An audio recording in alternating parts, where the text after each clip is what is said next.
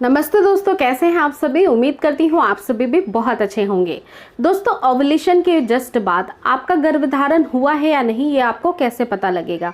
कौन से ऐसे प्राथमिकता से जो लक्षण होते हैं वो अर्लियर स्टेज में ही, यानी जस्ट प्रेगनेंसी रुकने के बाद ही जो ओवुलेशन का फेज होता है उसके तुरंत बाद से ही आपको पता चलने लगता है। और ये 1 हफ्ता की प्रेगनेंसी की जर्नी आपकी उस समय तक पूरी हो जाती है। और ये कुछ लक्षण बहुत ही ज़्यादा नाजुक होते हैं जिसमें कि महिला को सचेत रहना चाहिए। ये लक्षण अगर आप अनुभव कर रही हैं तो उसी समय से अपनी केयर ज़्यादा करनी चाहिए ताकि प्रेगनेंसी की जर्नी आपकी सेफ रहे। कभी भी ऐसा ना हो कि प्रेगनेंसी रुकने के बाद वो खराब हो जाए।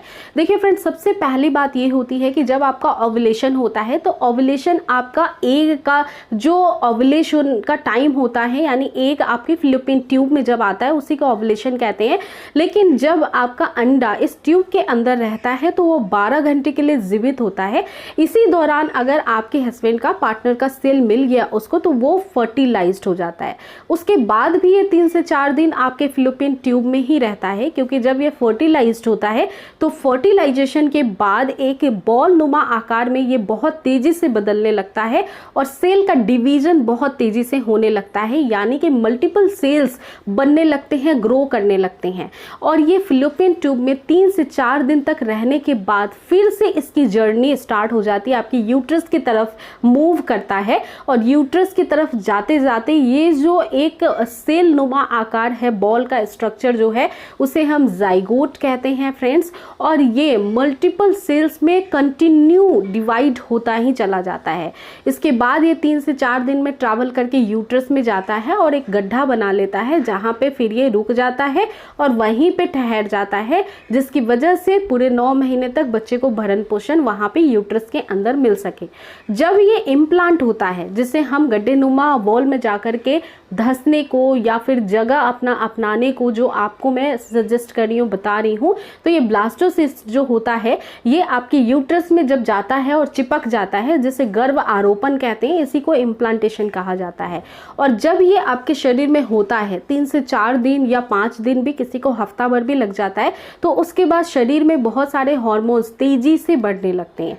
ये बेसिकली प्रेगनेंसी हार्मोन्स होते हैं, प्रोजेस्टेरोन, एस्ट्रोजन, जिसकी वजह से आपके शरीर में काफ़ी सारे लक्षण आते हैं। तो फ्रेंड्स, सबसे पहला जो लक्षण होता है, क्योंकि जब आपके शरीर में हार्मोन्स बहुत तेज़ी से बढ़ रहे हैं, आपके शरीर में सारे ही ऑर्गन्स बहुत तेज़ी से काम कर रहे हैं छोटे से नन्हे भ्रूण के पोषण के लिए, तो आपका पेट जो है उसमें सबसे बड़ा बदलाव आता है कि आपको गैस बहुत बनने लगती है, आपको अपच की परेशानी होने लगती है, कॉन्स्टिपेशन यानी पेट खराब रहने की संभावना बढ़ने लगती है, और पेट अजीब सा, आपको एक दर्द भी यहाँ पे होता है माइल्ड सा, और आपको हमेशा खाना जो पचाती हैं उसमें प्रॉब्लम हो सकती है, यानी कि आपको ठीक से फ्रेश होने में भी दिक्कत होने लगती है।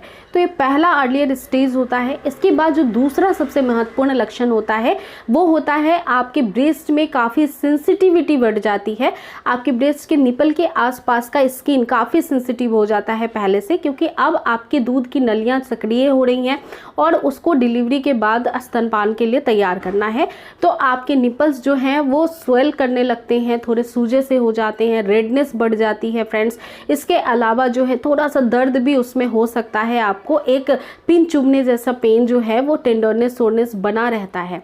साथ ही साथ ऐसी कंडीशन में महिलाओं का मूड बहुत तेज़ी से बदलने लगता है, क्योंकि अब आपके शरीर में जब इतने सारे हार्मोनल रिएक्ट हो रहे हैं, परिवर्तन हो रहे हैं, आपके शरीर में बहुत सारे हार्मोन्स बहुत तेज़ी से बढ़ रहे हैं, तो ऐसी कंडीशन में आपके शरीर के लिए काफ़ी एबनॉर्मल सी बात है, क्योंकि शरीर जब इतना जल्दी से बदलाव करे, परिवर्तन करे, तो आपको भी एडजस्ट करने में टाइम लगता है। तो इस समय बहुत सारी महिलाओं का मूड स्विंग होता है, कई बार बहुत चिड़चिड़ी हो जाती हैं, गुस्सैल हो जाती हैं, इस तरह का रिस्पॉन्ड बॉडी अपने आप ही करने लगती है। साथ ही साथ कमजोरी महसूस करना, बहुत ज़्यादा थकावट होना, क्योंकि जब आपके शरीर में इतने सारे बदलाव होंगे, शरीर बहुत तेज़ी से जब काम करेगा, उसको पोषण की भी ज़रूरत बहुत ज़्यादा है और आराम की भी ज़रूरत बहुत ज़्यादा है। तो ये दोनों ही चीज़ें मिल करके करके आपको बहुत ज़्यादा सुस्ती का एहसास कराती हैं, थकावट बहुत बढ़ जाती है और ये फेज़ 1 वीक की प्रेगनेंसी की महिलाओं में दिखाई देने लगता है।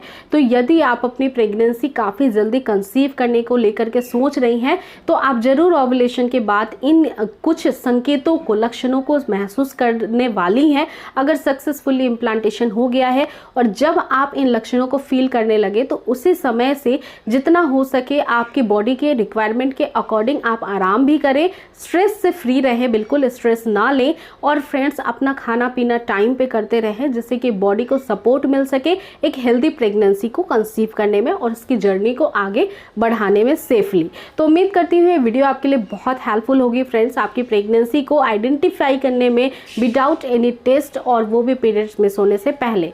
आगे ऐसे ही वीडियोस को देखने के लिए मेक श्योर चैनल को जरूर सब्सक्राइब कर लें और इस वीडियो को लाइक शेयर करना बिल्कुल भी ना भूलें। मिलते हैं नेक्स्ट वीडियो में। Thank you.